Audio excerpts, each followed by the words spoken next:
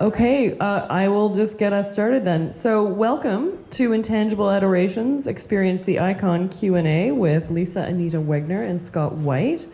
I've been asked to make a few preliminary comments before we begin. So if you feel triggered by any of the content, our active listener is here until the end of the panel. That person, wait, she made an announcement at the beginning that she was near the male washroom, right? So just... If anyone is looking for that person, any of our volunteers or myself can find them. Great, thank you, Kara. This is a safe and inclusive space, so expressions of prejudice will not be tolerated. That being said, mistakes can happen and they will be corrected with generosity.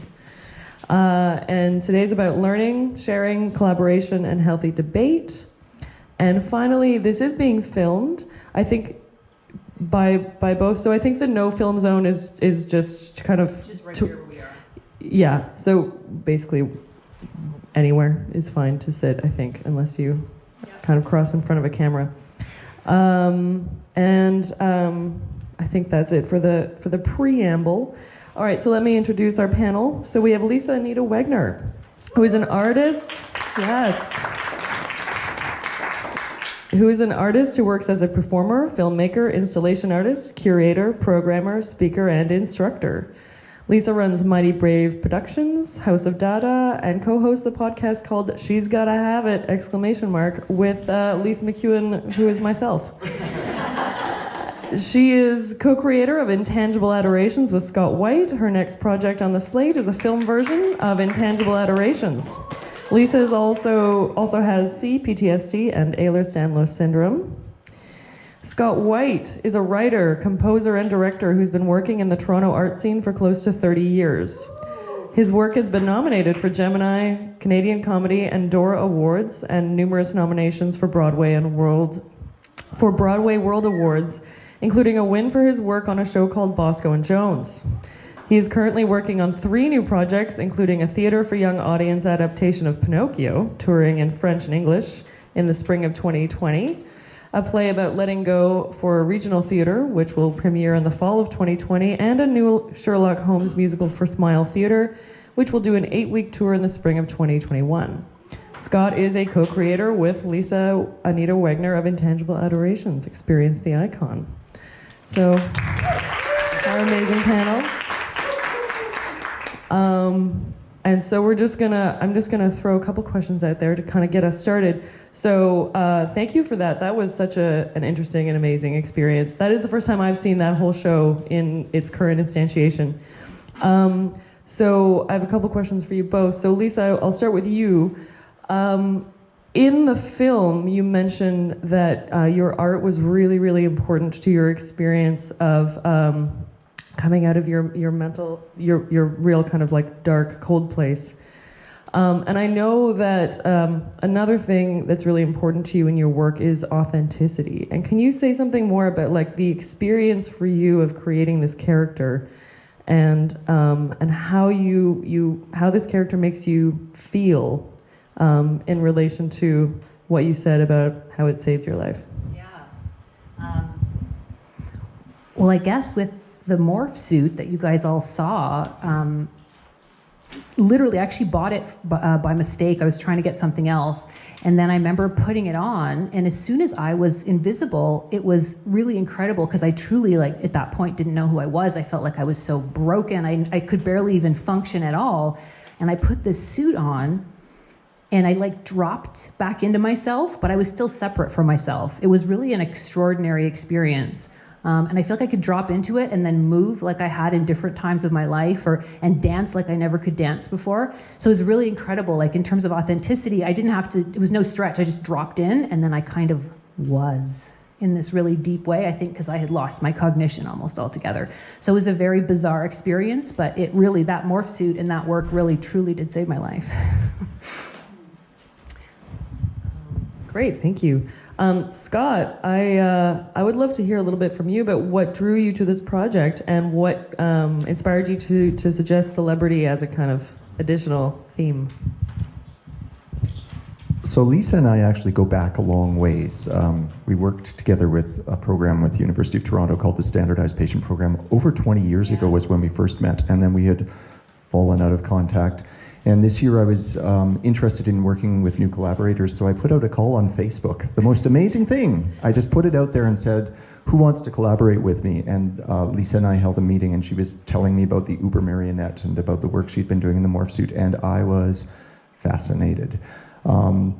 And then in terms of the idea of celebrity and hooking it into that, I guess I had been watching a lot of these reality shows, and like I'm looking at things now like The Masked Singer, and I have a personal fascination with how people idolize people. I've done a lot of work with the Toronto International Film Festival, and what I'd really gotten to know is the more famous the person was that I met, the more normal they seemed, because they all expressed that they had these feelings that we all have. And that was kind of humbling and helpful to me. And then I started thinking about, when we were talking about the idea of what if we associated, celebrity with the morph suit. And I think one of the interesting things is people were very interested because mental health is a common thing. And the idea of being able to speak a truth and not being actually being seen for who you are is, just like you were saying, being inside, it's an empowering thing. And if you've I have only been in the morph suit once. I was the stand-in for the tech rehearsal, so I needed to put on the suit so we could show the active listener what that looked like in case it was triggering. It's really eerie because people look at you, but they don't recognize you. And so you can say anything to them and feel free with that, so it's pretty empowering. Yeah.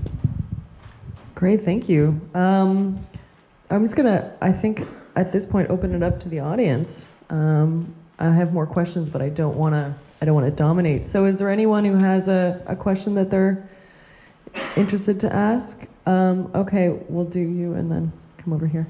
What's one of the profound insights either of you have had in doing this work? Profound insights. Or insights in general, anything? Like something you've learned?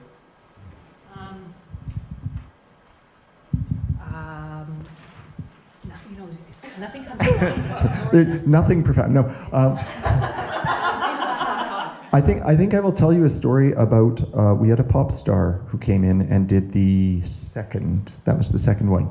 And I have like a very brief amount of time where I'm with them. The time I get them into the building and explain what's happening, and the time I get them out of the building. That's it. And so they were doing the photo session and the autographs, and they said on the way out, that was the weirdest thing, because people were taking my picture and I was signing autographs, and I wanted to take off this mask and go, it's me, it's me. And so they said they were feeling that ego drive. And then the monologue is actually a composition of, this is the deep dark secret, it's pre-recorded, and it's an amalgam of 50. So we send that piece out to them, and they listen, and then they sort of decide how they're going to interpret it. We have no control over that. So what happened is that same pop star went in and started delivering their performance of that, but in order to do so, they listened very closely, and partway through, they heard one section that was words that we had quoted from them that were in, and they started to cry. And they realized what a double-edged sword celebrity is. So that really moved me. It really, really moved me, yeah. Yeah, honestly, nothing comes to mind that's really kind of was profound, but I guess just on the same note, I'll tell a little quick story. I also heard someone sitting in the audience being like, oh, that's nobody. And then I saw the person look like this, and I think it was the same thing. I almost felt them wanting to take their face off for someone's like, that's not anybody in there. So yeah, that was just a really interesting moment that I happened to see. And I thought, how would that feel? Someone flew here for us, and they're like, thank you. And then someone's like, oh, that's not anybody. So it's probably this is probably a really interesting experience for a celebrity to have that. That's my profound thought. So when you said it was recorded, they had already given you what they wanted to say, or? The monologue was created based on interviews with over 50 people, and then it was created and pre-recorded and then sent to them. The voice disguise mechanism is used differently with different people, but they don't have to deliver that much speech live. Okay. Yeah. So it wasn't her talking, or it was? No, it wasn't. Okay, so that sort of colors my question, because I I thought she was making it up on the spot, which was like so profound. That's good. That's great. Yeah, people thought that every night, and I was so pleased that it So looked like profound, that. Yeah, and so we were discussing it a little, and yeah, and I was recording it, and probably my arm got tired at one point, and I was going, well, maybe I'll stop. And then because someone here in the audience had said, oh, it's Renee Zellweger, it's Renee, and it's interesting because it was like the part of me that wanted to say, oh my God, I saw Renee's, and I got to record this whole thing, right? So I put my phone, I braced it on the pew in front of me so I could keep recording, but I was conflicted the whole time. Carol and I were discussing because it's like it was all about like, oh, so I could say I was there and I saw Renee and she spoke and she was so profound and what she said made so much sense. And then when she decided at the end not to, like, was that her decision? And did you know that she was going to do that? What do you think? Oh, okay. No, I can tell you, we have option. Oh, sorry. I can tell you we have option A and option B. It is within control of them. None of them actually went the full way, and because when they read the monologue, they agreed with the premise that we were putting forward, which is that it is so conflicted when you're trying to feed your ego, and yet at the same time, by doing that, revealed they are doing exactly that. Yeah. And the whole nature of the piece is to try and get us all to think about. So everybody came today. When we did the iteration at the Fringe, people came to see 5-minute snippets of somebody doing performance art, and then when people didn't know who it was, some people felt anger, even though we said that they would not be revealed. And we said, why are you angry? And they said, because I wanted to see a celebrity. And I said, but we never promised that, so why did you come? And really that's the question this piece is asking, is what is our relationship with what makes us feel important? And like this shirt says, think blank human, icon is at the bottom, but if you take the icon off, it's like, we need to start thinking about people from the inside out rather from the outside in, but we always compare ourselves to other people from the outside in. So. Yeah. Is there anyone else who has a burning question at the moment? If not, go ahead. It's akin to when they say, I've read in different places that we've replaced God figures, if you like, with celebrities.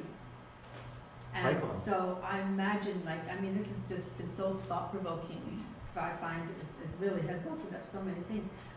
And it leads me to that too.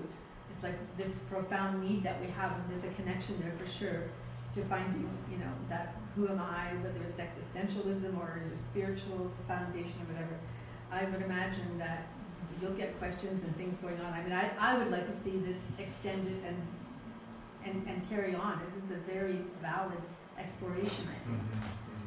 Yeah. Thank you. Actually, I'll just say Well that. done. Thank you. That means a lot. And especially that you said that the monologue was so effective, because it's really tricky to have a performance for 5 people that you meet for 2 minutes. So I think that it was really, it's great to hear that. Yeah, go ahead. So I have a question that I think I'm not supposed to ask, but you can. Why should I believe there was anybody famous there at all? Great question. And it's not a question so much I want you to answer as it's a wonderful question that's come up for me was, well, what does it matter? What does it matter?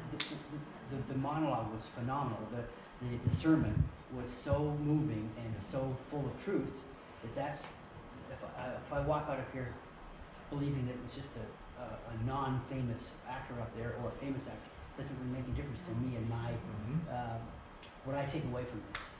Yeah. So I'd just like to respond to that just very briefly. One of the reasons that in the film it says we've associated celebrity with the icon for 1 season is part of the exploration is what is an icon, what does that mean, and at what point can the icon or the Uber marionette take on just a personality of its own. And if you look at some of the pictures around here or in the chapel, the icon, Lisa, enacting the icon, has been working for many years and has built this massive body of work. And when the icon appears at festivals, people don't know who's under it, and they're drawn to that. They're drawn to something iconographic. They want to take pictures with the icon. They want to get an autograph with the icon. So we thought it would be an interesting exploration to put celebrity beside that whole concept and then let you identify if we told you it was, initially people always thought it was Lisa in the suit. And in fact, the other night, I'd be standing right here, and they're like, yeah. I was standing right here, and someone's like, that's just Lisa in the suit. And I was like, but then I'm bilocating, and I am amazing. But it was amazing. People still thought it was me. And and it's really bizarre for me to, again, see someone, and those are all my clothes, those are all my costumes, all my bits, and to see someone like interpret my work, and also to not perform. Like, performing's my nutrition. So it's really weird to not actually, well, again, I was hosting, but not perform. Thank you. My hosting.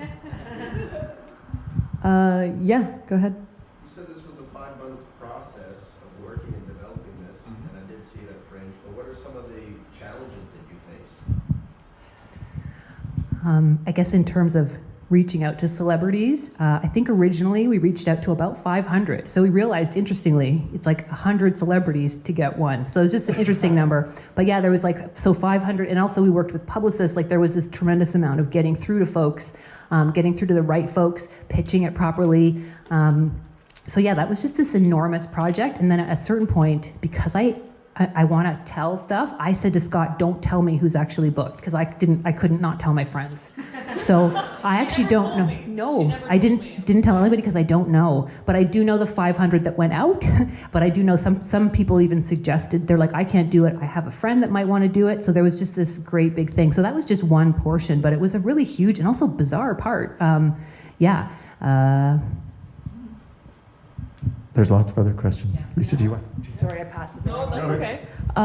We're going to start here and go back. So go ahead, ma'am. So, this may seem like a weird question, but what defines celebrity to you? So in terms of you guys thinking like, okay, let's get a celebrity here. Where's the level playing field? Where's the playing field for that? Yeah, that's a really great question. I guess with this organization we were working with in Los Angeles, we literally went for we were trying to get the most famous faces possible. Again, it was a really crazy kind of high bar. And also, just personally, I don't actually know famous people or celebrities in general that much. So yeah, when we were looking, we had to be really kind of almost iconic folks, just for what we were kind of aiming for. So I don't know if Scott wants to. So they would have had to achieve a certain level of success, So the interesting thing is, we did the outreach, and we sort of were trying to look for a variety of people, including authors. We were approaching different people. One of the fascinating things is, of course, Colin well, and Colin was in the little end of the film, and when we just wanted sort of a tag from somebody who would be recognizable here, and the response of many people in our group was, Colin Mockery, he's so famous. And he is a celebrity, but he's also more accessible to people in Toronto. And so people have actually given him a diminished level of celebrity. And yet, when he was on Whose Line Is It Anyway, wherever he went, people would say, can I meet Drew Carey? Right? And yet, Colin, if you go to England, where Whose Line Is It has played, is a massive celebrity. Right? There's one other thing. I think there was a question back there, and should we talk about the person at the back of the room? Do you want to talk about the person at the back of the room? Sure. The lovely Jane Smythe, stand up. Jane was our audience plant the entire time. And yeah, we just wanted to, because we wanted to sort of control the environment. So we had, she's taken her suit off. But yeah, she's one of the performers along with us. And if somebody didn't want to come up, we wanted an audience plant that was very enthusiastic and to be able to kind of help move the vibe of the energy. So thank you for your secret. Yeah, because Jane was saying, someone said to her, aren't you normally in the shows? And she's in the audience. So reveal, Jane. So, yes, I've been here at all the shows, and yes, I've been trying to create we call it the Whisper campaign. I don't actually know who the celebrities are. But I literally, sometimes I just sit there and think, who would do this? Who would do this fitting kind of the criteria that Scott gives me via Facebook? And I came up with Renee Zellweger, and I started talking about her, and people were like, "Oh my goodness!" I was just speaking about to my hairdresser about her, and I was just listening to her music, and yes, and where is he here? He's probably here. Yes, there you are, with your hairdresser who worked with her. Like, it was just this bizarre sort of wonderful spreading thing. So if if I can ask my question, how did you deal with the security stuff? Because That's a these great people question. usually have people.